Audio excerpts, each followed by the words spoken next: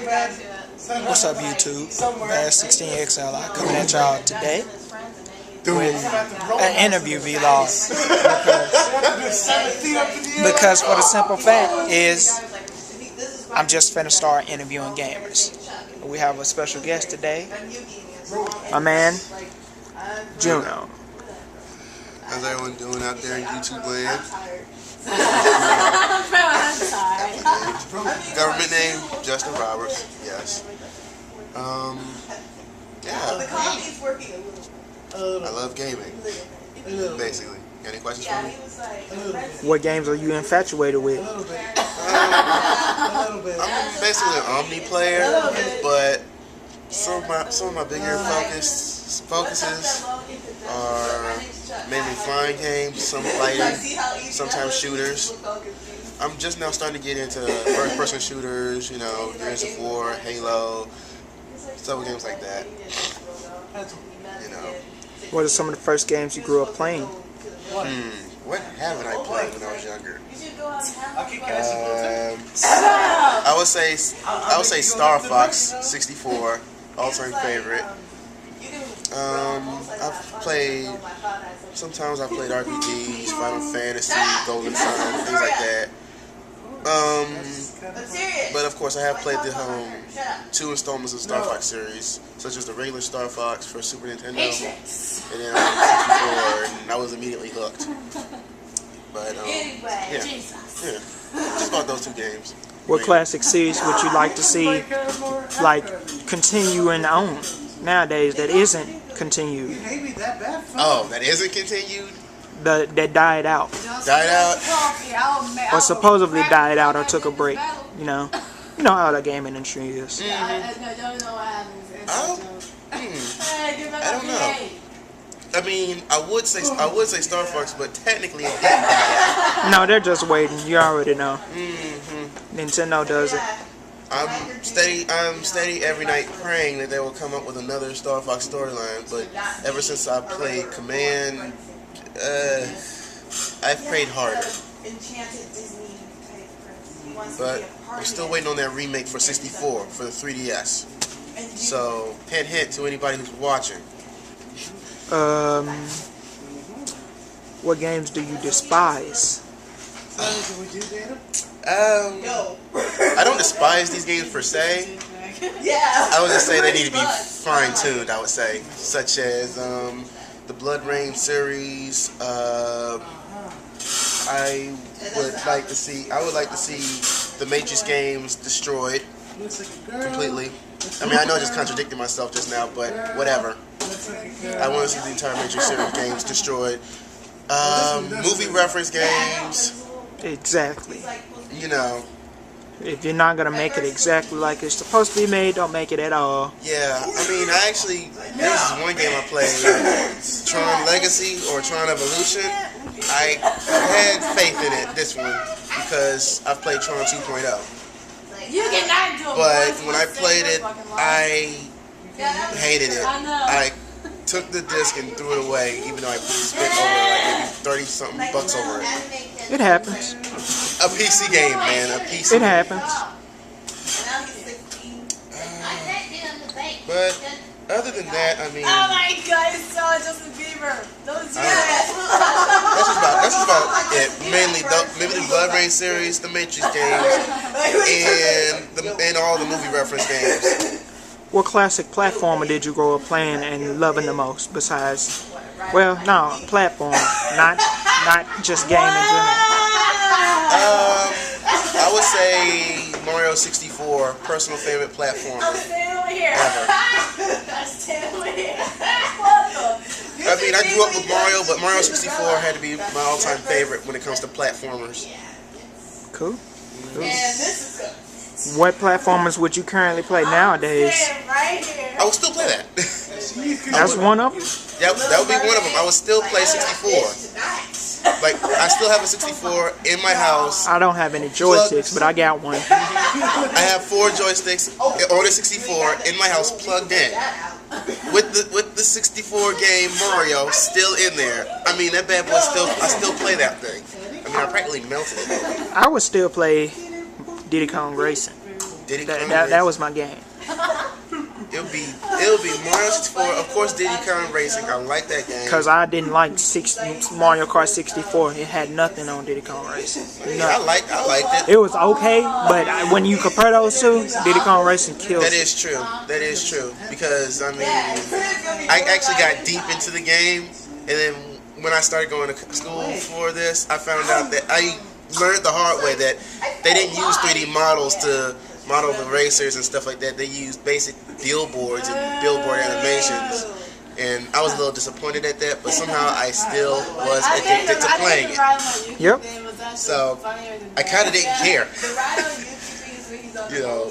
But I would sometimes play the Legend of Zelda games.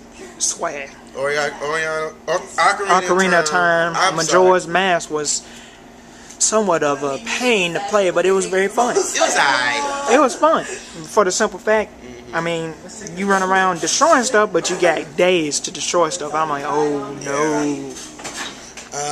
I've also taken to liking the sandbox type games as well, ever since the Grand Theft Auto series came out. Man, Saints Row.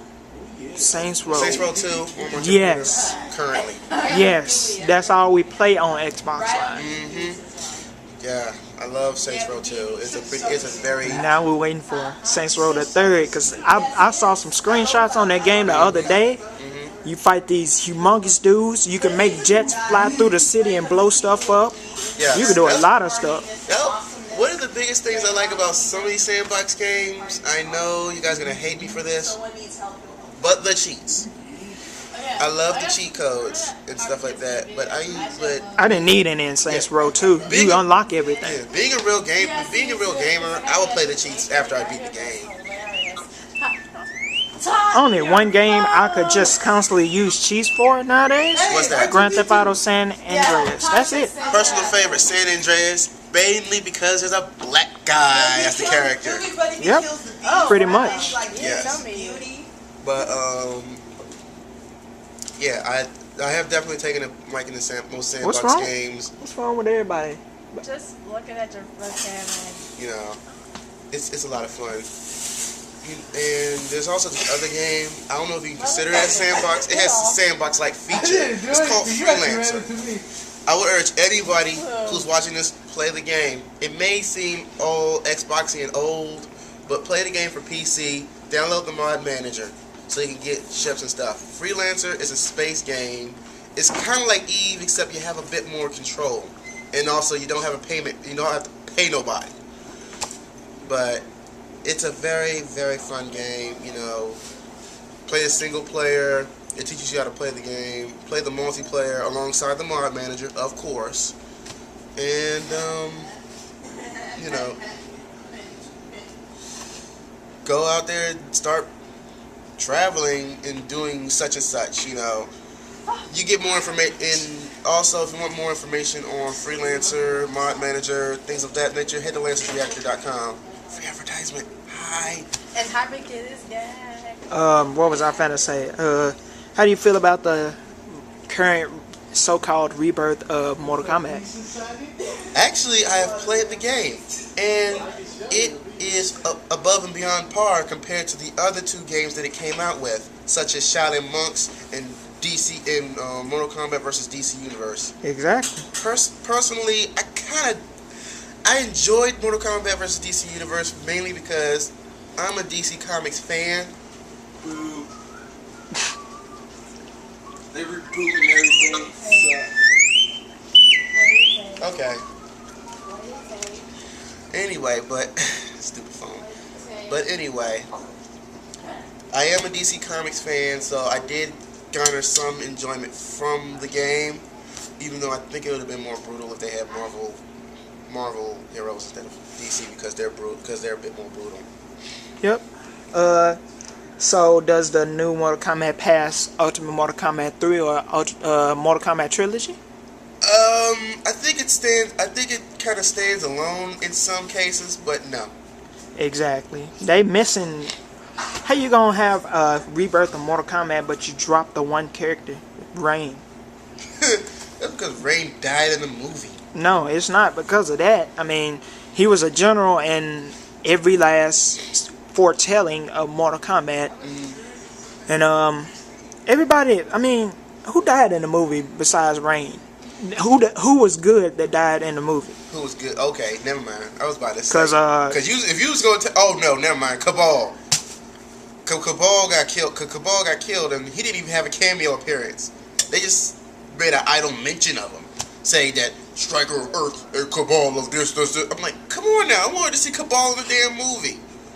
His fast self wearing a freaking second generation Darth Vader helmet with hooks. I mean, I like the guy. Cabal is one of my personal favorites. At least, even if he was gonna die, I wanted to at least see him die with some dignity.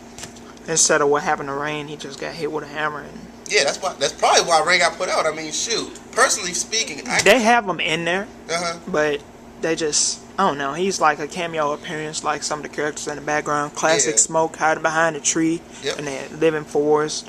Reptile down in the pit somewhere. Chameleon behind the tree with Smoke. Yes. Scarlet chained up in the Coliseum, and she's gonna be a DLC character. What I really liked about the game also is the one character I use in every Mortal Kombat game I've played, Sub-Zero. They came up with a Cyber Sub-Zero, and I'm a big mech fanatic. Yep. I went crazy when I first discovered that. So you know I had to use him. He was raw. He was what? He raw. And I'll say to anybody who wants to take me on, don't face me when I use Cyber from Sub-Zero, because you will freeze. Do that. Okay. How you feel about the upcoming Street Fighter Arcade, Super Street Fighter Arcade Edition project? Can't wait. Definitely can't wait. Drops June 7th. Oh, yes. DLC's 1,200 points. Awesome. And they remaking Third Strike. Third Strike. For Xbox Live Arcade and PSN. Yep, that's coming out soon. Exactly. He should have been in Super Street Fighter 4. He should be in Street Fighter vs. Tekken. Oh yeah, definitely can't wait for Street Fighter vs. Tekken. They showed Harangue is going to be in there. I heard yesterday. I heard they have to put Harangue on there. I believed that they had to put him on there. It better be a big cast of characters. Yes. A nice size. It better be bigger than. Well, it better be equal to Marvel vs. Capcom 3 at least. I just pray that it doesn't look like Marvel vs. Capcom. Oh, it doesn't. I've seen gameplay of it. It looks nothing like it. Okay, as long as it doesn't, because it would kind of run me the wrong way if I saw something like that in another game. Because Marvel vs. Capcom 3, it looks more like it's a game of its own. Super Street Fighter 4, but like with tag action and better combos, off the wall combos. Yeah. Like the Tekken characters actually play like Tekken characters in there, but they're just Street Fighter style art in there. Like King can still grab you and slam you. It's easy to do his throws up in there than the long chain of combos. And Tekken Tag Tournament 2 is looking awesome too. Right. I can't wait till that drops. When they say it, that might drop this year though. Right. And that game looks fantastic. The only thing I hate is that it still has fucking Tekken 6 juggling system. Where you flying through there and you're like a piece of paper and they're just beating on you, and then over half of your health, then when you hit the ground you're basically dead because they're just going to do it all over again. That's right. Dang it, I was going to say something. It was one game in particular that I'm praying that comes out. Oh yes, now I remember. I pray that they create a sequel for Transformers War for Cybertron. Best Transformers game out there. Bonafide Transformers fan. I love the storyline of the first one. I love the design of the first one, and I love the transforming sequences of the first one. Although it was a tad cartoony, to be really honest, because the way they do it, like they don't show the whole sequence like on the movie or they just of the flip cartoons. And then change. Yeah, flip and I would like to call paper mash transform. Like you see the regular robot, then you see a mashup of squares and stuff, textured squares and stuff, and then boom, there's the vehicle.